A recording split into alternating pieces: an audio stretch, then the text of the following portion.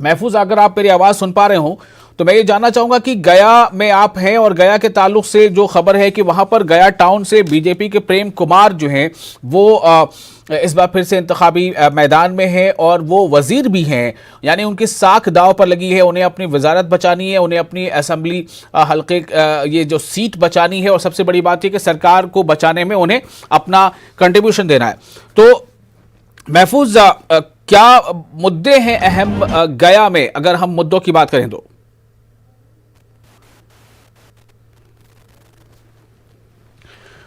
तो हम फिर से बात करें, कोशिश करेंगे महफूज से जुड़ने की। ये तस्वीरें आप देख रहे हैं अलग अलग बूथों से लगातार, और सबसे अहम ये है, मैं आपको बता दूं फिर से एक बार कि कोरोना के दौर में बिहार पहली ऐसी रियासत है जहां मुकम्मल तौर पर इंतखाबात हो रहे हैं, यानी बाई इलेक्शन नहीं बल्कि पूरे रियासत के लिए इंतखाबात हो रहे हैं।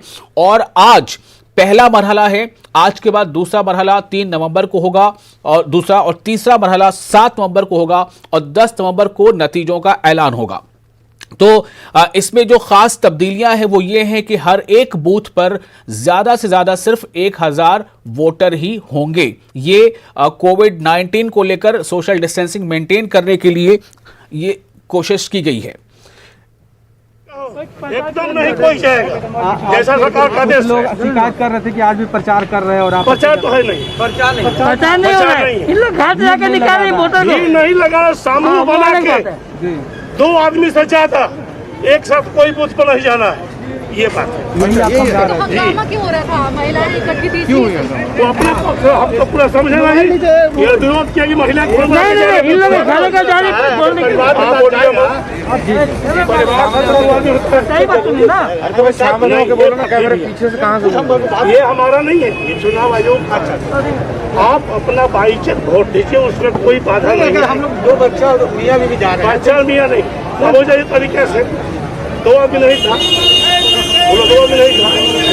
ज्यादा लोग अलाउड नहीं है। महिलाएं झुंड बना के जा रही थी, तुम्हारे कुछ बच्चा कुछ करे कुछ नहीं करे और किसको दे कोई मतलब नहीं।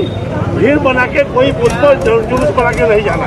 अच्छा, ये आप प्रॉब्लम नहीं है, यही प्रॉब्लम।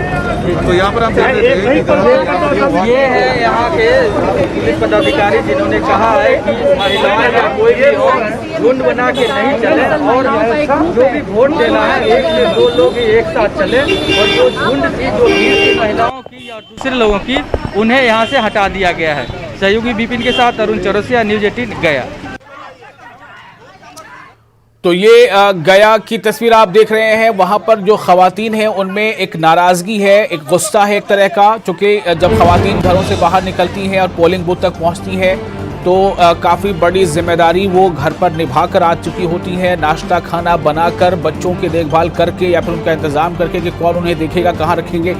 इन सब के बाद जब वो पोलिंग बूथ तक पहुंचती है और वहां पर कोई वर्दीधारी ये कहे कि आप यहां से चले जाइए या आप यहां से दूर हटिए, तो ये थोड़ा ये बर्दाश्त से थोड़ा बाहर हो जाता है। जैसा कि अभी आप सुन रहे थे, ये गया की खबर है। गया से जो पुलिस के अफसर, उनका कहना था कि झुंड बनाकर औरतें आ रही थी। आमतौर से जो घरेलू खवातीन हैं वो एक साथ ही निकलती हैं, 2, 3, 4, 5 एक साथ निकलती हैं।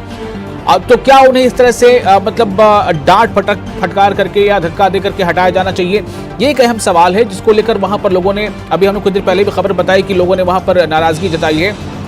तो पोलिंग बूथ तक पहुंचने के लिए आप लाइन में जरूर लगा दें, लेकिन जब कोई अगर 3, 4, 5 खवातीन एक साथ आ रही हैं, क्योंकि आमतौर से खवातीन जो घरेलू खवातीन हैं वो एक ऐसे माहौल में, एक तो वो उन्हें लोगों के बीच आना है वोटिंग करने के लिए, कोरोना का अलग एक डर खौफ रहता है।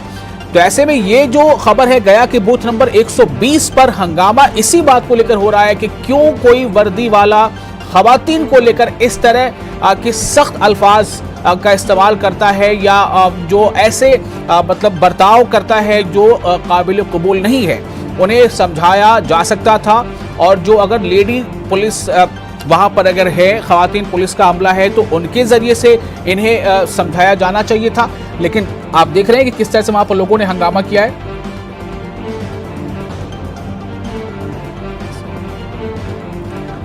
तो इसको लेकर एक सवाल यहाँ पर पैदा हो रहा है कि आखिर ऐसे कैसे कोई पुलिस वाला इस तरह से खवातीन को वोट ना देने और वहां से हटने के लिए मजबूर कर सकता है।